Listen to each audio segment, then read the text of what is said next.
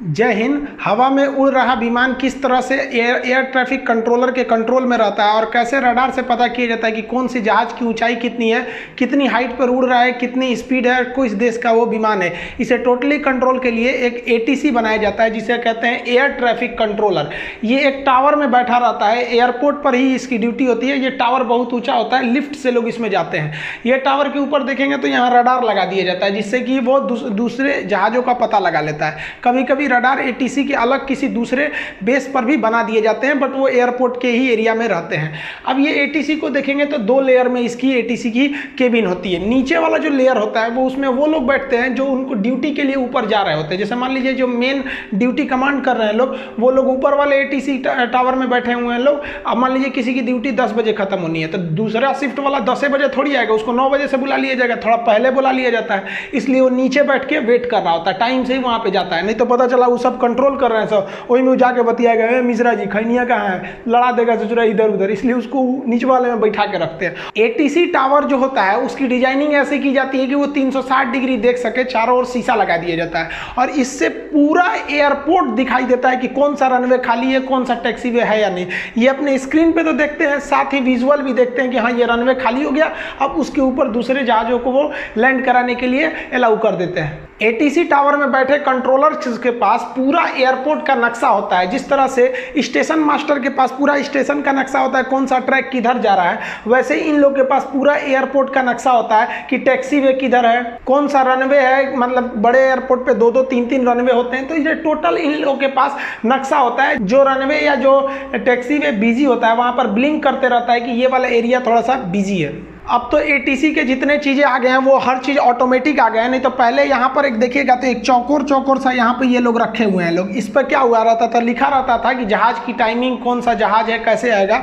तो जो जहाज है अभी लैंडिंग, जो जैसे स्टेशन पर कैसे होता है, शेड्यूल होता है कि दिल्ली से कितनी ट्रेनें खुलेंगी, कितनी जाएंगी, उसी तरह से हर एयरपोर्ट का शेड्यूल होता है कि कितनी जहाजें यहाँ डेली आती हैं और कितनी जाती हैं। तो जो शेड्यूल वाला होता है उसको यहाँ रख लिया जाता है, उस पर सारा लिस्ट लगा रहता है। जो लैंड कर जाती है उनको एक अलग में रख देते हैं लोग। और लैंड की है तो यहीं थोड़े रहेगी, उड़ के जाएगी यहाँ पर। तो जो चली गई है उसको नीचे गिरा देते हैं लोग यहाँ पर, ताकि इसको पता रहे कि इतनी जहाजें अभी आने वाली है, इतनी लैंड कर चुकी हैं, इनका फाइनल हो चुका है, ये टोटल खत्म हो जाता है। तो ये पहले इस तरह से होता था। अभी तो हर चीज का स्क्रीन टच एक पैनल आ गया, उसी में ये लोग कर लेते हैं। इन लोग को जहाज की जो जानकारी पहले दी जाती थी वो प्राइमरी रडार PR से मिलती थी। प्राइमरी रडार पे केवल जहाज पता चलता था, ये जहाज आ रहा है, उसका स्पीड और लोकेशन नहीं पता चल पाता था।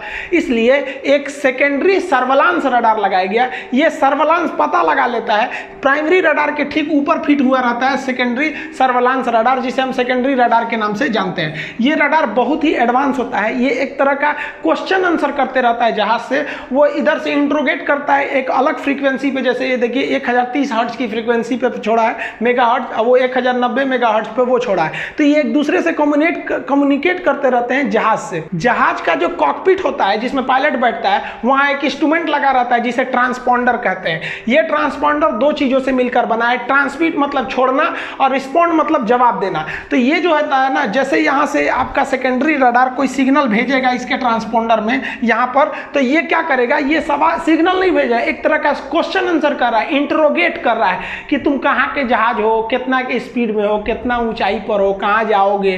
तो इस ससुरा क्या होता है, ये जो मशीन होता है इसमें फिट होता है कि कितनी ऊंचाई पे जहाज उड़ रहा है। ये तो कॉकपिट में ही बैठा रहता है, ये वाली मशीन तो कॉकपिट में ही रहती है। तो कॉकपिट में तो हर चीज का रिकॉर्ड रहता है, कितनी हाइट पर है, कितने स्पीड में जा रहा है, इस जहाज का कोड क्या है, कौन से साइज का जहाज है। मान लीजिए सेस्ना जहाज रहेगा तो छोटा सा होता है, 20 आदमी के बैठने वाला, तो उसको कोनो रनवे पे उतार दीजिए, बड़ छोट से मतलब नहीं है। हैवी जंबो जेट रहेगा तो जहाज की हर एक इंफॉर्मेशन इस ट्रांसपोर्टर में रहती है। जैसे सेकेंडरी रडार उसको कहता है कौन हो तो तुरंत उसको भेज देता है। तो इसके लिए एक फायदा ये रहता है कि पूछने की जरूरत नहीं पड़ती है, रडार स्क्रीन पे जो दिखता है वहीं पे सारा इंफॉर्मेशन मिल जाता है। ATC टावर में बैठे कंट्रोलर्स के पास आगे एक रडार होता है। उस रडार पे आप देखेंगे तो जो अभी तो मॉडर्न जमाना आ गया तो सेकेंडरी रडार है। इस रडार में 2-3 खासियत। यहाँ पर जो सर्किल दिखेगा इस तरह से, ये सर्किल बताता है कि कितनी दूरी पर है वो जहाज। अब कई ठो सर्किल हैं सब यहाँ पे, ये अलग अलग दूरी को दर्शा देते हैं सर। इसमें देखेंगे तो जहाज जो होता है, यहाँ पे कुछ कोड दिख रहा है, जहाज तो दिख ही रहा है, वहाँ कुछ लिखा हुआ है। ये क्या करता है, सेकेंडरी जो उसके अंदर का ट्रांसपोंडर बता देगा कि ऊंचाई कितनी है, हाइट कितना है, कितने बड़ा जहाज है, जहाज की कैटेगरी बता देता है, ताकि इस एटीसी को आराम से सहूलियत पता चल जाती है और उसको लग जाता है कि दो जहाजें आपस में लड़ने वाली तो नहीं है। जैसे यहाँ देखेंगे दो जहाजें एक पास है, लेकिन एक की हाइट 16,000 फीट है, एक की हाइट 22,000 फीट है, तो टेंशन फ्री है, एक के पास रहो, क्या दिक्कत है, एक हाइट पे एक नहीं है। पहले क्या था, दिल्ली एयरपोर्ट पे प्राइमरी रडार नहीं थे, तो कजाकिस्तान एयरलाइंस जो थी वो दुबई से आ रही, अरब से आ रही फ्लाइट के सीधे लड़ गए थे सब, दोनों एक ही साथ लड़ गए थे सब। रीजन क्या था कि जो कजाकिस्तान एयरलाइन की जहाज थी उस ससुरा का ट्रांसपोंडर खराब था, उसको बताइए नहीं पा रहा था कि उसकी हाइट कितनी है उसकी एल्टीट्यूड से। तो ये दिल्ली एयरपोर्ट वाला उसको बोला कि भाई तुम 15,000 पे रहो, सऊदी वाले को कहा कि तुम रहो भाई ऊपर 20,000 पे, लेकिन उस वाला का खराब था, ये चल गया, दोनों आ गए से 20 पे। सऊदी वाला तो ठीक से था जो उधर से था, कजाकिस्तान वाला थोड़ा सा गड़बड़ किया, दोनों आके आपस में लड़ गए थे। लेकिन अगर उस वक्त दिल्ली में सेकेंडरी रडार रहता तो उसका खराब था तो क्या दिक्कत है, इधर तो पता चल सकते थे, हालांकि ट्रांसपोंडर खराब था तो इसको भी गलत जानकारी मिल सकता था।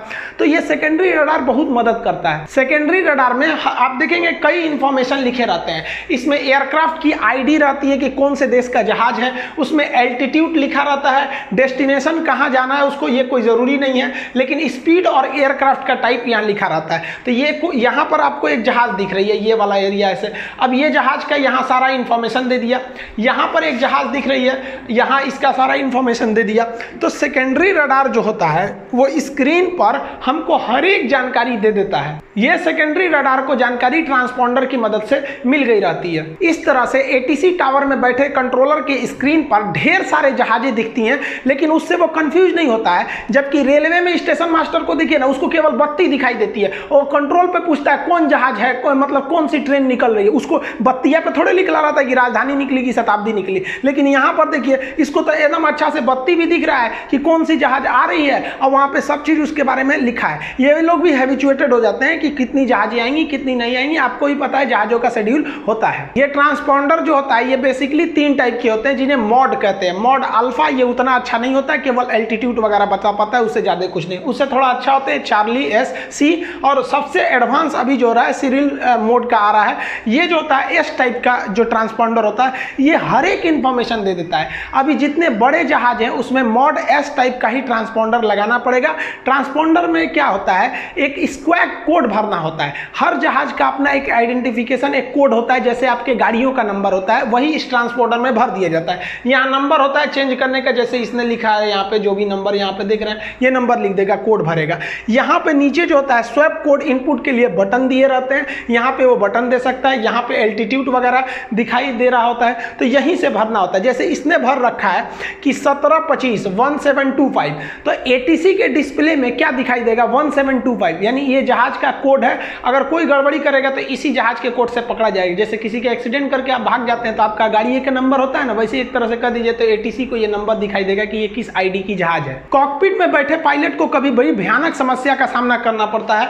जैसे मान लीजिए कि जहाज हाईजैक हो गया, हाईजैक होने पे क्या करते हैं सब ना, जो हाईजैकर होते हैं कॉकपिट में घुस के खोपड़िए पे बंदूक भिड़ा देते हैं, कहते कुछ मत करना, बताना भी मत कि हम हाईजैक हो गए हैं। अब क्या होगा, बता देगा कि हाईजैक हो गए तो खोपड़िए उड़ा देगा यहाँ पर, और नहीं बताएगा तो कहीं और उड़ा के लेके चल जाएगा। एक और समस्या क्या होती है कि जो जहाज होता है उसका नेविगेशन सिस्टम होता है, रडार होता है, रेडियो होता है जिसपे वो बात कर रहा होता है।